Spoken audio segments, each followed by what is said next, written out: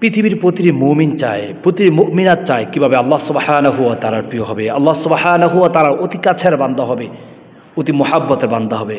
পৃথিবীর প্রতিটি মানুষ চায় আল্লাহর ওলি হওয়ার জন্য, অর্থাৎ আল্লাহর বন্ধু হওয়ার জন্য। আপনি এমন কি কাজ রয়েছে যে কাজ করলে আপনি আল্লাহর ওলি হতে পারবেন, আল্লাহর বন্ধু হতে পারবেন? কোরআনুল আযীমের মধ্যে আল্লাহ তাআলা বলেন, আলা ইন্না আউলিয়া আল্লাহ লা খাউফুন আলাইহিম ওয়া লা হুম ইয়াহজানুন। যারা আল্লাহর ওলি হবে, যারা আল্লাহর বন্ধু হবে, তাদের থাকবে না কোনো ভয়, থাকবে না কোনো চিন্তা। সুবহানাল্লাহ, সুবহানাল্লাহ। আল্লাযীনা আমানু ওয়া কানু ইয়াত্তাকুন। আল্লাহর ওলি হওয়ার জন্য দুটি কৌশল আপনার জানা থাকতে হবে, দুটি সিস্টেম আপনার জানা থাকতে হবে, দুটি কাজে আপনার পরিণত করতে হবে। দুটি কাজ যদি আপনি করতে পারেন, দুটি কাজের মধ্যে আপনি যদি এগিয়ে যদি যেতে পারেন, আপনি আল্লাহর বন্ধু হয়ে যাবেন। দুটি কাজ কি? আল্লাযীনা আমানু, আপনি মহান আল্লাহ সুবহানাহু ওয়া তাআলার প্রতি বিশ্বাস স্থাপন করতে হবে, অর্থাৎ ঈমান আনয়ন করতে হবে। ওয়া কানু ইয়াত্তাকুন, আর মহান রবকে ভয় করতে হবে। আপনি যদি আল্লাহর প্রতি ঈমান আনয়ন করেন আর মহান রবকে যদি আপনি যদি ভয় করতে পারেন, আপনি আল্লাহর ওলি হয়ে যাবেন। সুবহানাল্লাহ, সুবহানাল্লাহ।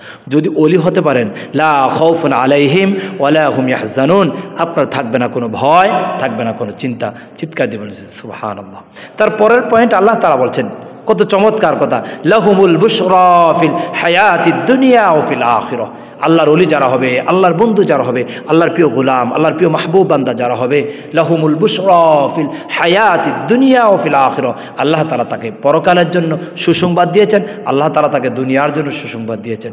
সুবহানাল্লাহ, সুবহানাল্লাহ। তাহলে আপনার দুটি কাজ করতে হবে ওলি হওয়ার জন্য। এক নম্বর হচ্ছে আল্লাযীনা আমানু ওয়া কানু ইয়াত্তাকুন। সূরা ইউনূসের মধ্যে আল্লাহ তাআলা স্পষ্ট করেছেন আল্লাহর প্রতি ঈমান আনয়ন করতে হবে।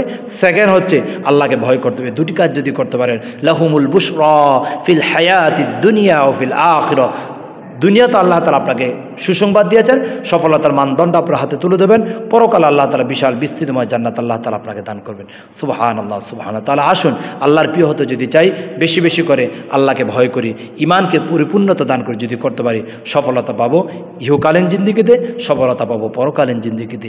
নিজের জীবনের এই খায়েশ, এই তামান্নাগুলোকে বাদ দিয়ে আল্লাহর জন্য নতজানু হই। আল্লাহ তাআলা আমাদের সবাইকে আল্লাহর প্রিয় বান্দা হওয়ার তৌফিক দান করুক। আল্লাহুম্মা আমিন। Din Hayra, your Islamic channel.